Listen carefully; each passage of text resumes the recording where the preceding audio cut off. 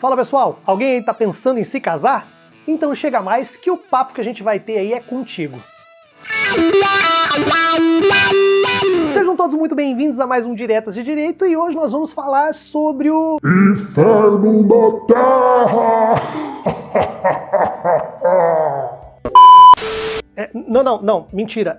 Eu tava só brincando, tá, gente? O casamento é uma coisa muito legal, não me levem a sério, não. Tá, chega de zoeira. Vamos bater um papo aqui hoje, então, sobre o que é o casamento e quais são os regimes de bens que existem dentro do nosso ordenamento jurídico. Mas antes, aqueles recadinhos básicos de sempre. Eu me chamo Tássio, sou servidor público, especialista em direito administrativo. Faço divulgação científica do direito aqui no YouTube e de vez em quando também nas minhas outras redes sociais, que estarão aí no comentário fixado. Se você não é inscrito no canal, por favor, se inscreva. Isso nos ajuda e ajuda muito. E se você quiser ajudar ainda mais, você pode se tornar um membro do canal.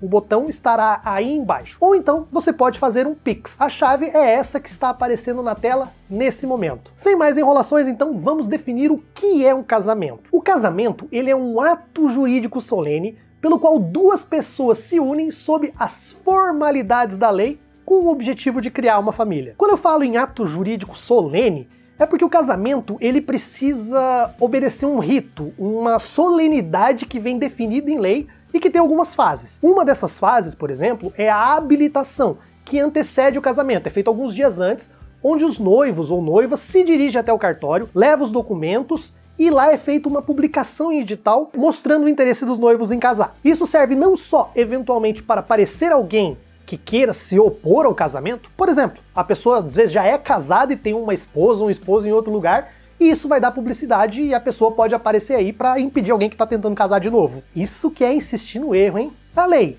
tanto o Código Civil quanto a Constituição, falam que o casamento é a união entre um homem e uma mulher. No entanto, lá em 2011, o STF começou a reconhecer como válida a união de pessoas do mesmo gênero. Só que essa união equivaleria à união estável. E eu vou falar mais sobre o que é a união estável lá pra frente, tá? Foi só em 2013 que o Conselho Nacional de Justiça publicou uma resolução, a resolução número 175, em que o casamento homoafetivo passou a ser regulado com as mesmas regras que os heterossexuais já seguiam, inclusive com a possibilidade de escolher o regime de bens e tudo mais. E isso ainda é um problema. É um problema porque, apesar de ser uma conquista, é uma conquista que se suporta, se baseia em uma decisão judicial. E como sabemos, com uma eventual mudança de ministros do STF, inclusive aí com a possibilidade de ministros terrivelmente evangélicos entrarem para a corte, esse direito ainda não é algo sólido. Ainda que possamos entender que esses direitos não poderiam ser retirados por causa do efeito cliquê, que é algo que eu falei em um vídeo passado, vou deixar recomendado para vocês assistirem aqui, o ideal é que o parlamento modifique essas leis atuais para que essa garantia possa ser definitiva, que ela possa ser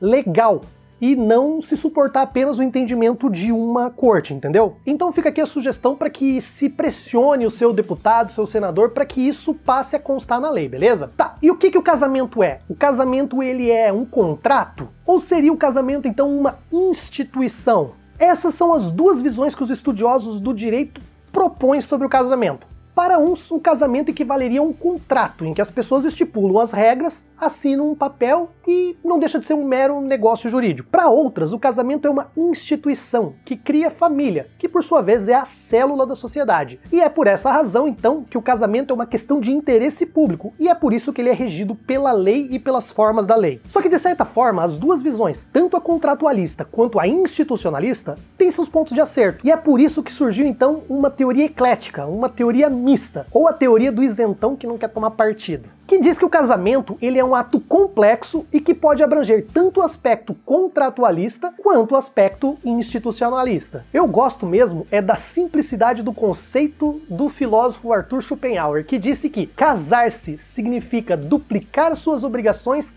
e reduzir à metade os seus direitos. Bom, e quais são os regimes de bens do casamento? Via de regra, nós temos 4 regimes de casamento no atual Código Civil. Eu vou falar um pouquinho sobre um outro que nós tínhamos até 2000 e pouquinho, quando ainda estava em vigência o antigo Código Civil, pois pode ser que ainda existam pessoas que estão casadas sobre esse regime que não existe mais, tá? O primeiro deles, então, que eu vou começar explicando para vocês, é o regime da comunhão universal de bens. Nesse regime, tudo que é de ambos antes do casamento e tudo aquilo que eles adquirirem durante o casamento vai ser dividido por igual quando eles se separarem. Inclusive entra aí tudo que eles ganharem ou herdarem, A não ser que, eventualmente, nessa doação ou na cláusula do testamento, tenha alguma coisa que exclua o outro cônjuge, senão passa a ser dos dois.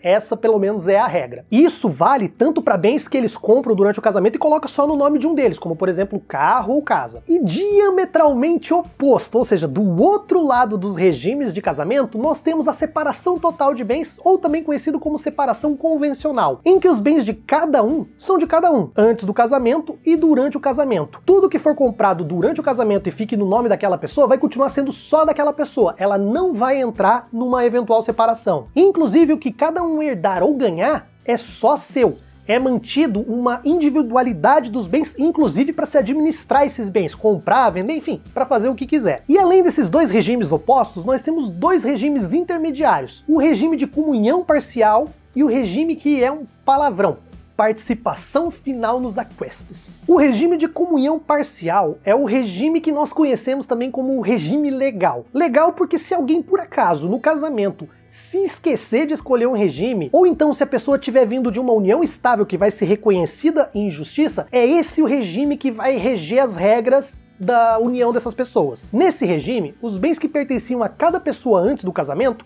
vão continuar sendo individuais, elas não entram numa partilha, numa eventual separação. Só que os bens que essas pessoas adquirirem durante o casamento, esses sim, esses vão ser separados de igual forma. Aqui também não entram na partilha os bens que cada um recebeu individualmente a título de doação ou de herança, tá? Isso não se comunica, como a gente fala no direito. E por fim, nos regimes atuais, nós temos o regime de participação final dos aquestos, ou aquestos, eu nunca sei falar direito isso daí. Esse regime, ele mistura uma separação total de bens com um regime de comunhão parcial. Funciona mais ou menos assim: o que é de cada um antes do casamento continua sendo de cada um. O que for adquirido na constância do casamento também vai ser mantido individualizado, como se fosse de cada um. Cada pessoa continua administrando, comprando e vendendo seus bens sem precisar da anuência do outro. A diferença é que, se porventura esse casamento acabar, esses bens individuais que foram comprados durante o casamento, eles vão entrar na partilha. Esse regime, ele foi feito para que as pessoas mantenham durante o casamento a sua independência para administrar os bens sem precisar da interferência ou da anuência do outro. Só que se esse casamento acabar, esses bens entram sim na divisão. Lá no regime de comunhão parcial,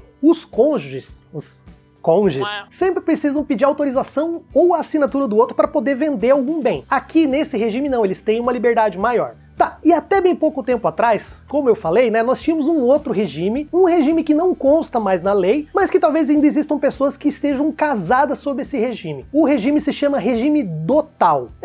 É dotal mesmo porque vem de dote. Nesse regime, a noiva, ou o pai da noiva, ou os avós, ou os irmãos da noiva, enfim, eles vão entregar pro noivo um dote, que pode ser uma quantia em dinheiro, um bem, enfim, qualquer coisa, e que o marido vai ficar na administração desse valor. Sabe aquela coisa de você dar o dote pela noiva? Pois é uma coisa que, sei lá, acho que foi herdado lá da Idade Média mesmo. Eventualmente, se o casamento dessas pessoas acabassem, o marido teria que devolver aquela quantia do dote para sua esposa, tá? Isso era algo bastante comum, no século passado. Ainda bem que esse regime nem existe mais, Porque se bem que se deixar aí o nosso Senado, o nosso Congresso, é perigoso eles voltarem com isso daí. Ok, e esses são os únicos tipos de regime que as pessoas podem se casar? Não, esses não são. Esses são só modelos que são pré-estabelecidos, são modelos que a lei deixou ali disponíveis para as pessoas poderem usar para casar. Mas nada impede que os noivos criem seus próprios modelos, misturando os que existem ou então criando seus próprios modelos que pode, inclusive, olha só, estipular uma multa por infidelidade. Esse tipo de acordo se chama pacto pré-nupcial e tem cada vez mais casais aí criando e fazendo uso desse instrumento. E a união estável, que eu falei para vocês agora há pouco. Muitas pessoas passam simplesmente a morar juntas, inclusive constituem família, tendo ou não filhos, mas nunca se casam. O direito, então, ele veio e reconheceu e levou a proteção do Estado também para essas famílias. Então, sempre que um casal estiver mantendo uma convivência pública, contínua, duradoura e com o objetivo de constituir uma família, a lei reconhece essa união estável como se fosse um casamento no regime de comunhão parcial de bens, como nós falamos lá agora há pouco. E o casamento religioso, ele é válido? É sim.